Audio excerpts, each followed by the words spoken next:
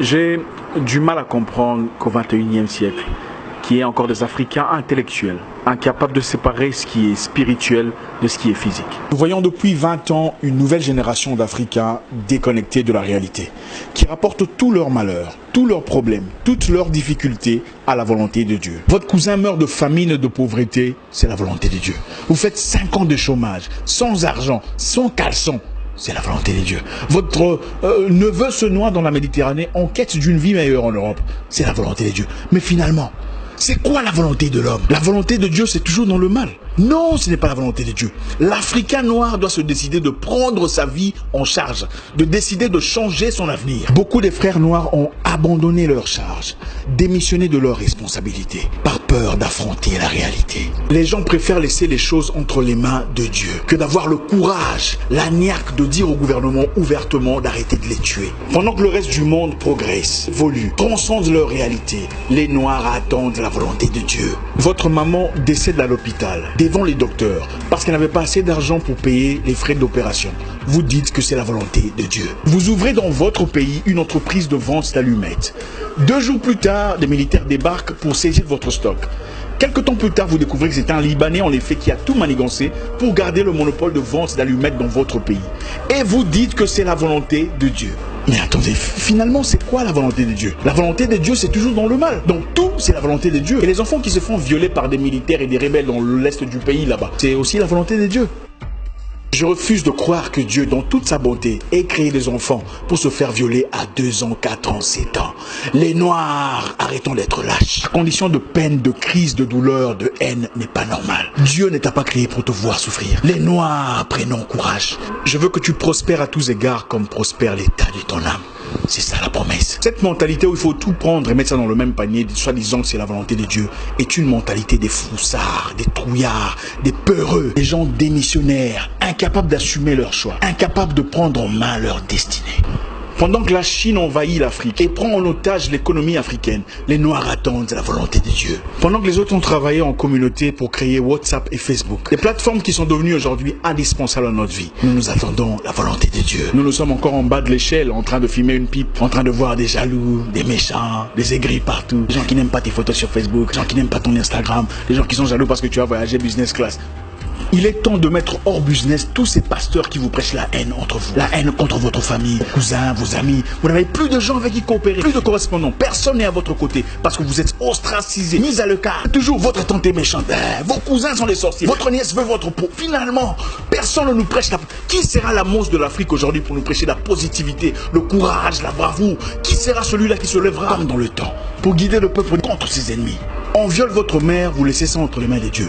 On tabasse ton père, c'est la volonté de Dieu. Finalement, vous servez à quoi? Dieu nous a-t-il créés seulement pour souffrir, nous agenouiller chaque jour et pleurer notre peine? Ah papa, s'il te plaît, il n'y a pas d'achat, il n'y a pas à manger, les enfants sont malades. Non, ce n'est pas intéressant. Depuis 20 ans, vous priez pour les mêmes problèmes, les mêmes difficultés, les mêmes manques d'argent, les mêmes difficultés de santé, les mêmes problèmes socio-économiques. Ce n'est pas intéressant. Vous passez des nuits et des nuits à lier les mêmes démons, les mêmes sorciers, les mêmes charlatans, les mêmes esprits de vagabondage, les mêmes esprits de Nabucodonosor. L'Africain doit se battre. Il doit apprendre à se battre et prendre charge de son destin.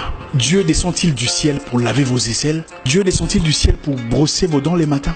Pourquoi est-ce sa responsabilité de prendre charge de vos choix, de votre pays, de votre nation, de votre situation, de votre communauté? Eh frère, Dieu ne descendra pas du ciel pour écrire ton CV à ta place. Il ne viendra pas finir la corruption, la jalousie, le désordre chez beaucoup des Noirs. C'est notre responsabilité. Je vais vous parler d'un pays très intéressant. Pendant un temps, en Islande, les banquiers avaient foutu la merde dans l'économie. Ils avaient manipulé la finance, paupérisé la nation, pillé le peuple. Dans une série de blanchiments d'argent, les banquiers avaient accumulé au nom de l'Islande une dette de 50 milliards de dollars. Une situation qui manifestement avait déstabilisé l'avenir du peuple. Qu'est-ce que les Islandais ont fait? Ils sont allés dans les rues.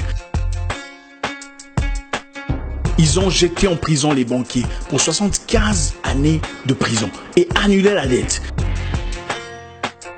Ils ont pris charge de leur destinée. Pendant ce temps, les Noirs attendent la volonté de Dieu. Et si je vous disais que nous ne sommes pas les seuls à avoir été colonisés? Le Singapour, la Malaisie et la Chine qui a été bombardée par le Japon. La Malaisie a eu son indépendance en 1947. Où sont-ils aujourd'hui?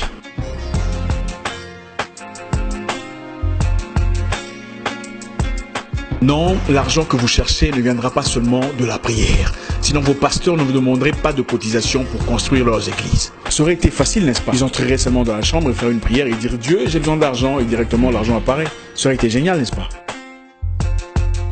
Les païens, les perdus, les idolâtres créent le téléphone avec lequel vous me voyez aujourd'hui,